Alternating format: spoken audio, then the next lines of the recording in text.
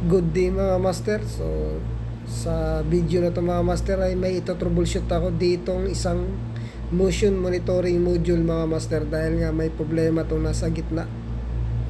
So nag-alarm yung HMI namin ng speed too high main drive. So kung makita nyo yung alarm master, so ang tinuturo ng alarm nito ay itong module na to master na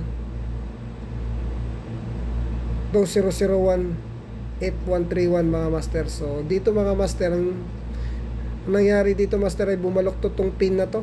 So ito yung pin na konektado sa RJ45 na galing sa main drive encoder. At saka may tama na rin yung board nito master sa likod. So sa is1 at saka is2 na deep switch niya mga master. So ang ginawa ko dito mga master ay nilinis ko lang yung buong module mga master ng contact cleaner. So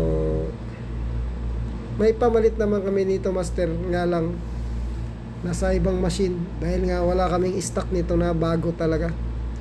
So dito mga master ay susubukan ko lang siyang patakbuhin master kung marireset yung alarm, kasi kanina hindi talaga marireset yung alarm mga master. So ngayon master ay okay na. So umaandar na yung machine namin. Talagang yung pin lang talagang bumaloktot master, may problema.